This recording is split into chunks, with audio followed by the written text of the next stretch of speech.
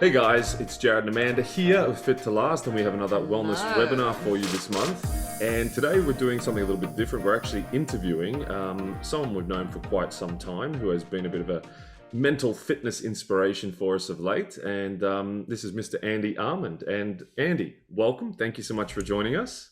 Hey guys, thank you very much. And we'll let you explain a little bit about who you are and what you've been working towards, because Andy's been on quite a journey in regards to not just physical fitness, but mental fitness. So we'll let Andy, I guess, explain his little story first before we get into some questions. Tell us about you, Andy. I guess I'm best described as the accidental athlete. I started out way back in, was it 2017 with you guys on a rash promise to help out on a Spartan. I didn't know what it was, what it involved, apart from I wasn't ready. I remember it very well, those early cold Sunday morning boot camps. So, and then from there on, I mean, obviously I've been with you guys pretty much all the way through from 2017 in one guise or another. But so 20 after running the Spartans with you the first time, I loved that. So went back and did the Spartan trifecta the following year. One leg with you guys, one leg with some friends from work, and the big leg on my own, and then backed that up by trying to find something new to do and settled on endurance running. So it would be fair to say that you are a bit of a high achiever, and the goals just get bigger every time. I think I'm competitive with myself and curious is probably the honest answer. So, I mean, I'm coming up to 52 now, and I can honestly say that I'm probably the fittest I've ever been in my life, and I'm generally curious now to see what that actually means by, is there a ceiling to this? So. Well, that's a really, really interesting question, actually. And I suppose that kind of leads us into, the topic that we want to touch on today, which is all around, mental motivation and mental fitness, because you are nearly, 52 years young, and this hasn't always been your way of life, right? You weren't always fit and healthy like you are now. So I'd love to jump back maybe a few years. And tell us about, so you did some Spartan races, got a bit of a taste for diving into, fitness and competitive athleticism. Yeah, that. And what kind of happened after that? I think for me, doing the Spartans was actually a very interesting experience. It was something that I don't think I was fully prepared for by way of how much I enjoyed it. So I knew it'd be hard work. I knew there'd be some effort involved, probably a few, frustrations and swear words along the way, but I wasn't actually quite prepared for the amount of fun I had doing that, and it genuinely surprised me. I guess my history long before this is through some fairly bad living.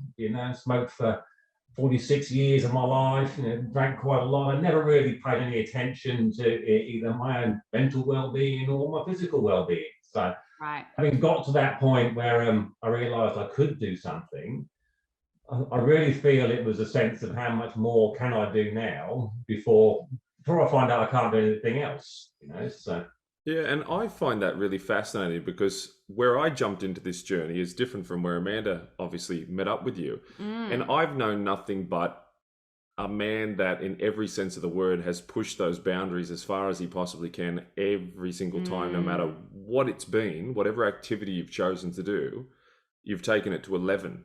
Yeah, whereas I knew Andy from the beginning. Yeah, so I find that fascinating to marry up those two halves. And that in itself is a whole nother webinar of, interesting topic right there, your whole journey from woe to go, but focusing back onto what we need to.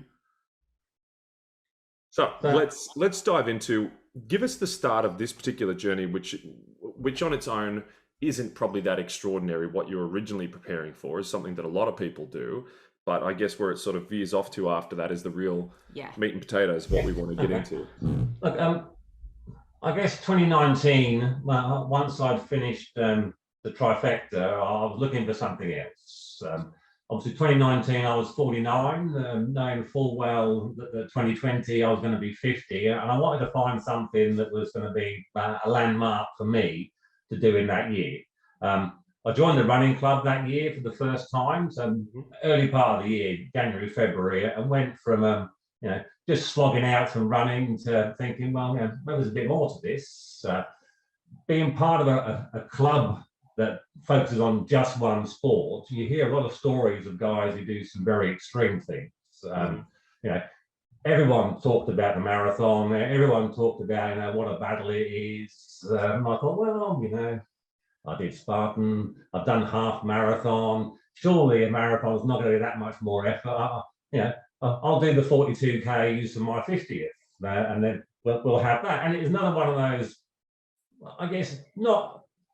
It's hard to say. If I'd have known what I know now when I started out, I may not have started out on the journey. Hindsight's a beautiful thing, though, isn't it? But, sometimes it's good not to know. It's like going into it blissfully ignorant. Yeah. I figured I was at least stubborn enough to give it a go. Love that. So, and then just see where the journey took me. So. And so for you at that age in 2019, what did you feel was a challenge that you had to prepare for to get yourself ready for something like this that you've never really done before? I think that there were probably two big things.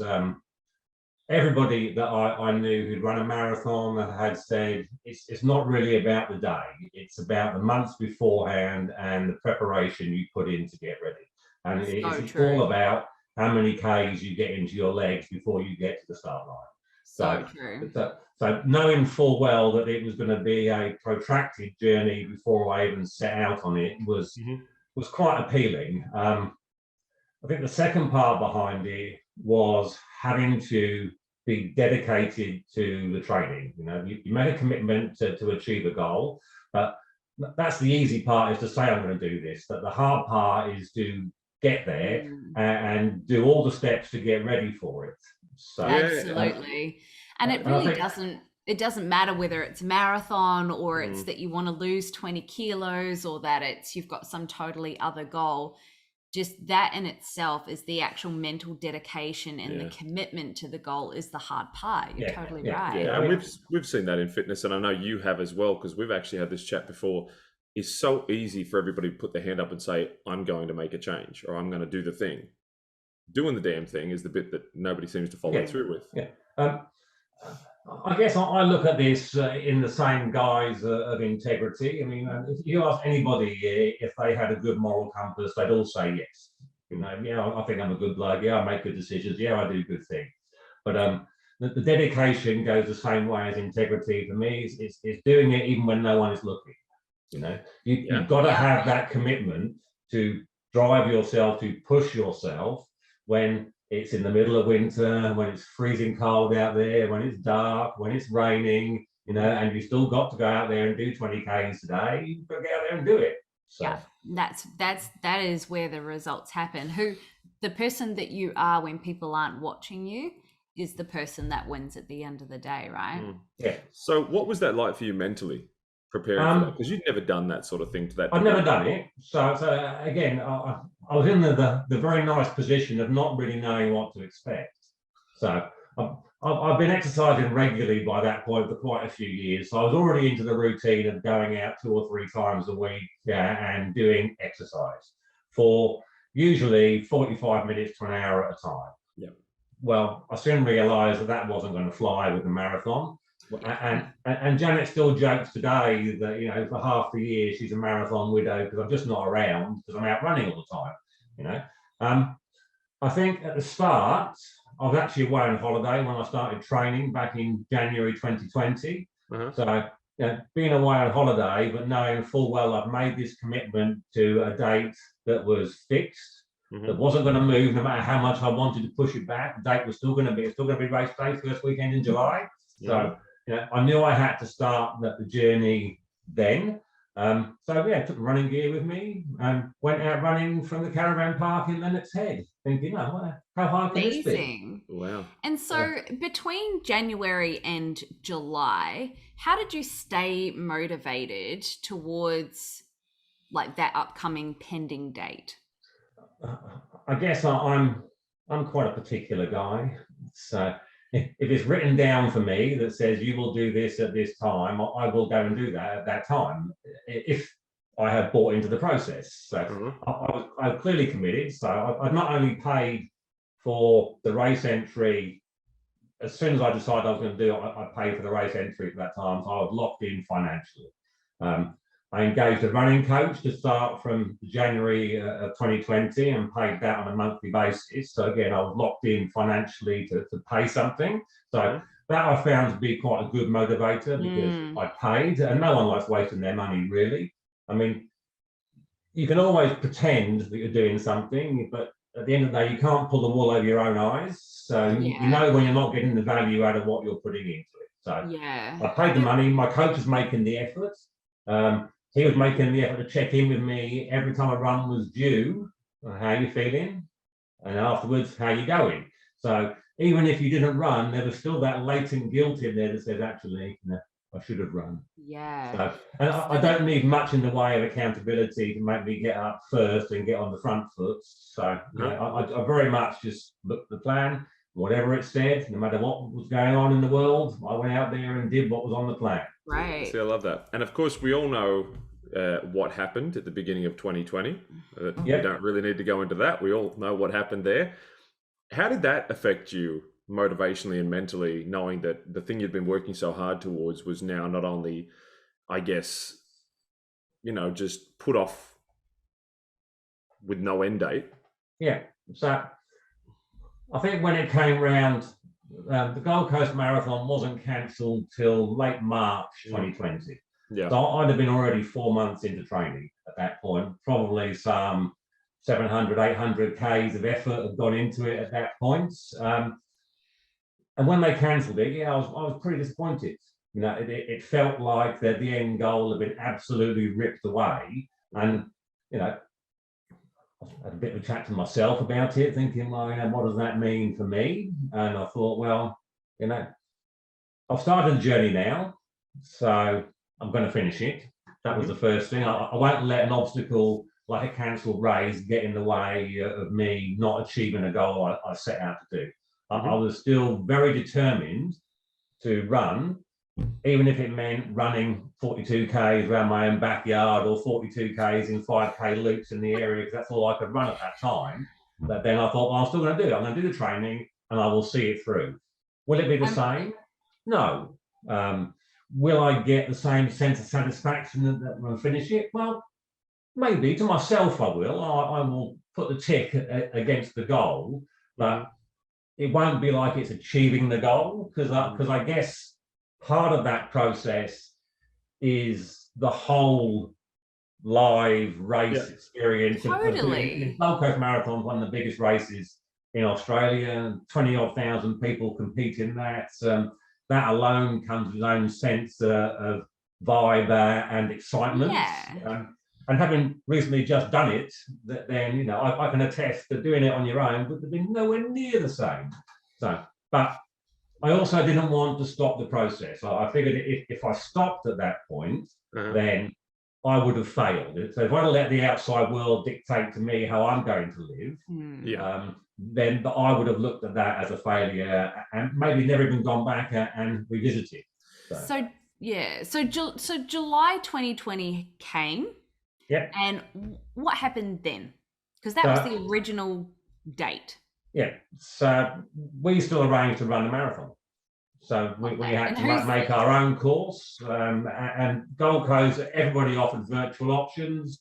Yeah. We paid the money. We went and ran it virtually. Was that with your running club?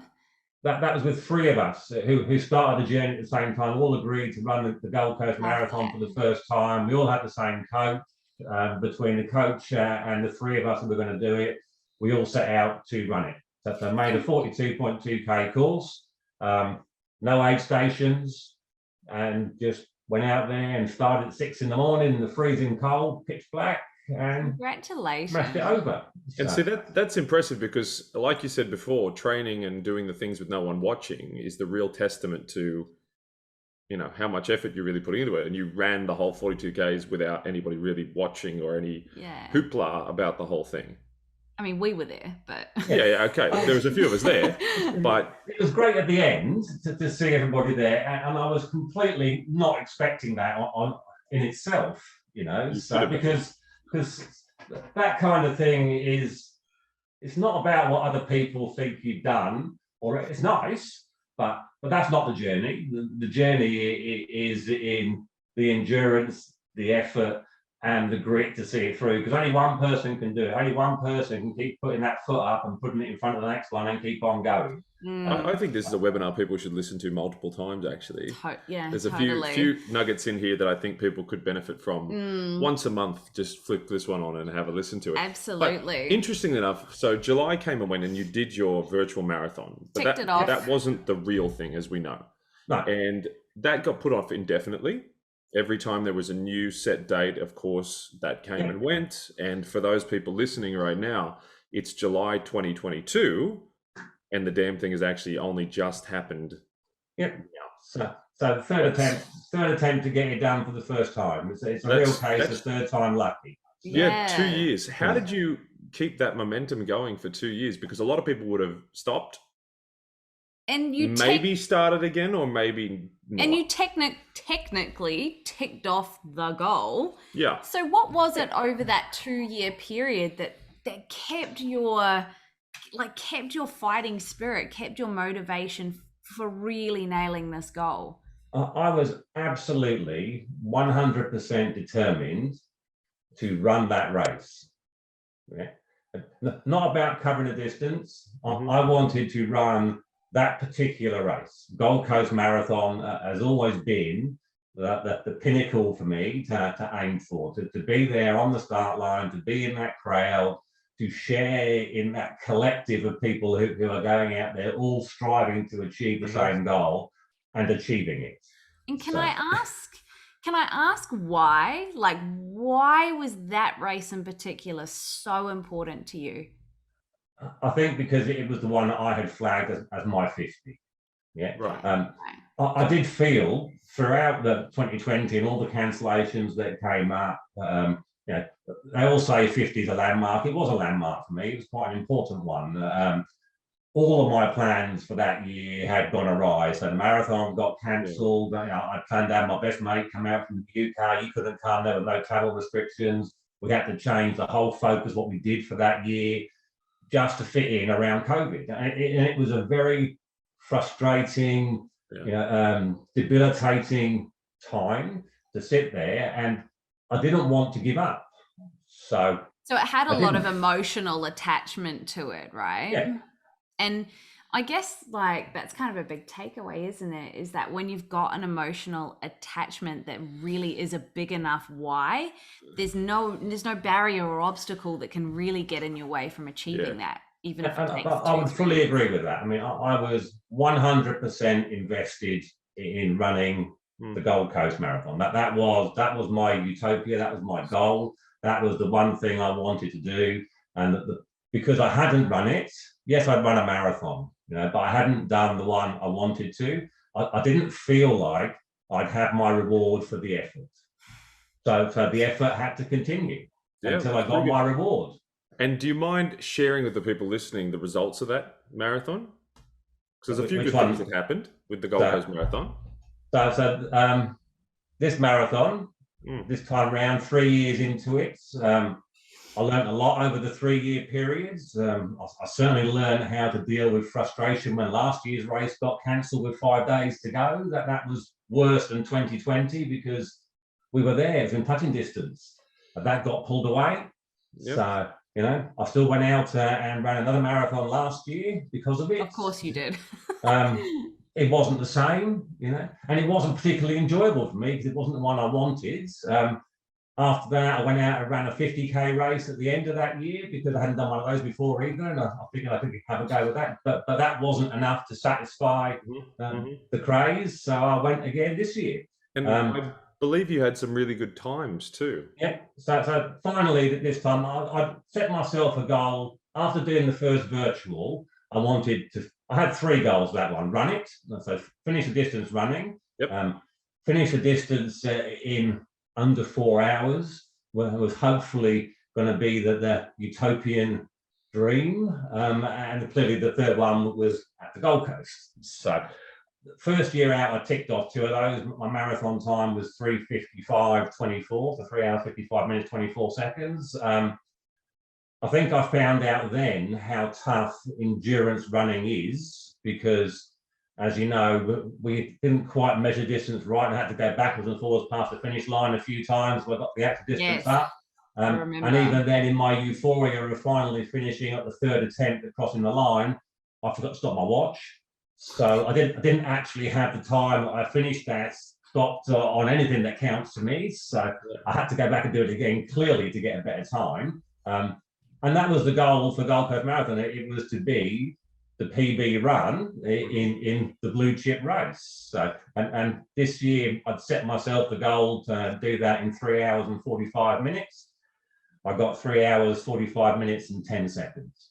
Congratulations. So not only were you older, but you did better. I beat my time from the first one by over 10 minutes. So, and I was really happy with that. Endurance running, that's no small feat for the people listening. No, I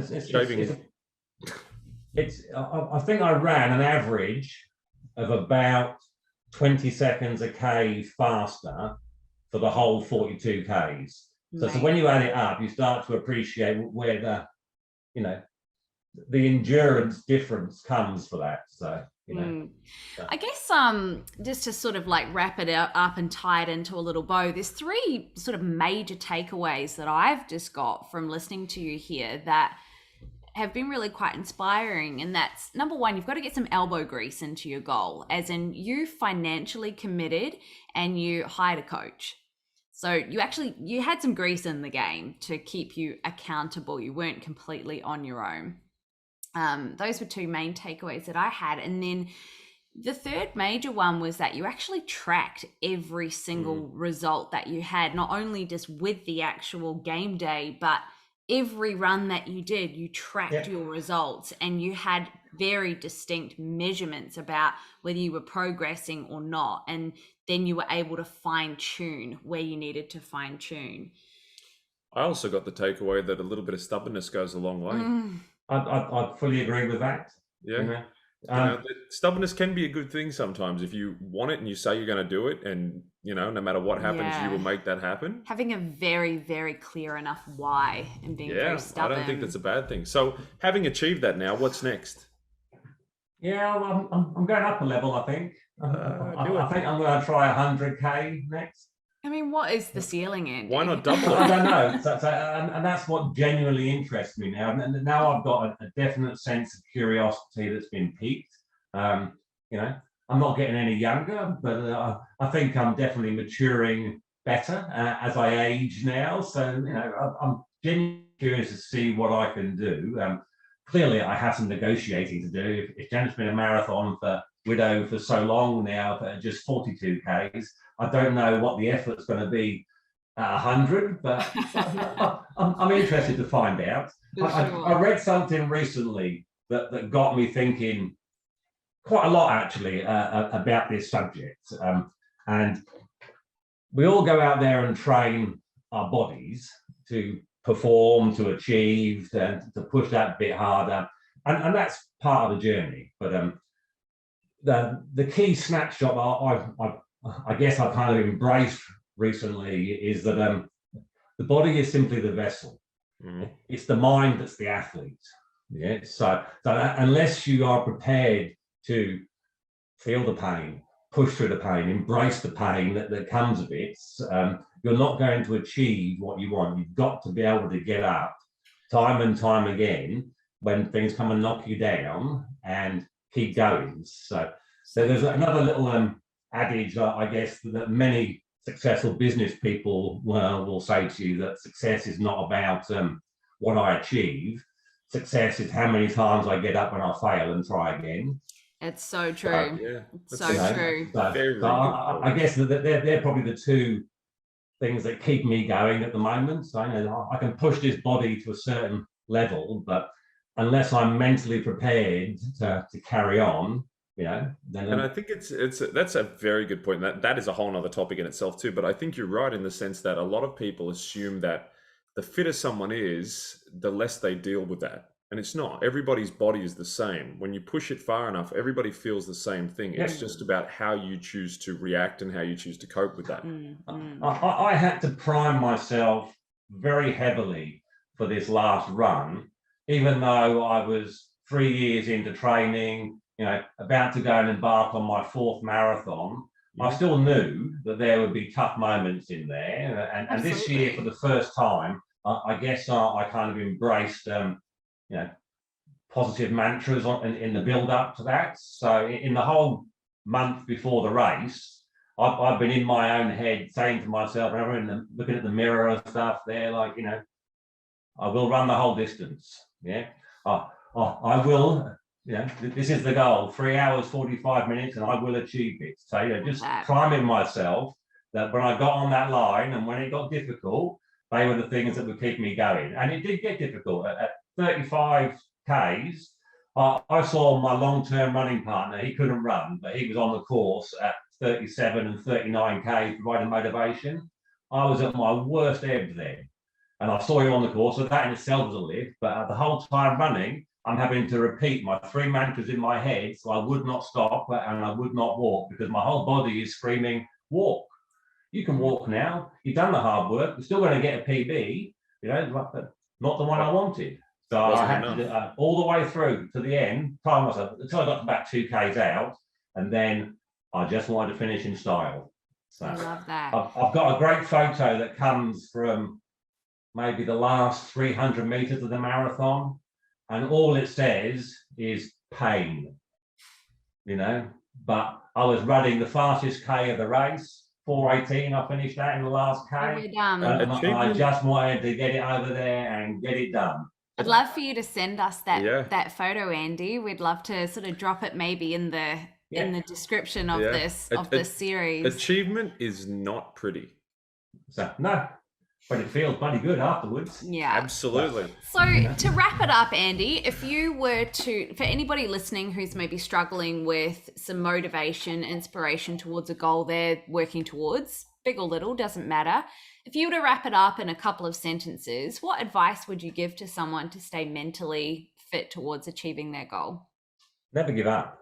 That's got to be the number one. If you set your mind to doing something and set your heart on doing it, don't give up. Well, we can all have pitfalls and knockbacks, but like I say, you got to get up, start again. If that means back to square one, that's back to square one.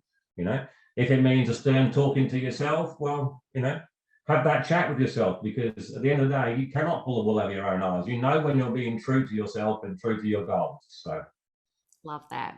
That's amazing. Very, very wise, Andy. And proof that you can really achieve anything that you actually want. Yep. If you want it and put your mind to it, you just, as Nike say, just do it. That's it. Yep. Thank you so much for joining us today. I know this went a little over time, but it was chat. So insightful just to have a really cool chat with you, and even I've learned a lot from this. So. And just for people to hear your journey with this, because again, people sometimes see this sort of stuff as it's easy. If you can already do it, it's easy to keep going, and you've shown that it's not. It's really not that simple. Nothing's that simple. Yeah. So I'm glad you could do that, and thank you for taking the time to share that with us as well, buddy. Congrats, Pleasure, Andy. guys. Make sure you send us that photo. We'd love to see it. Yeah. I'll bounce it over shortly. Excellent. All right. Thank you so much, Andy. We Thanks, really appreciate that. Thanks, guys. Bye.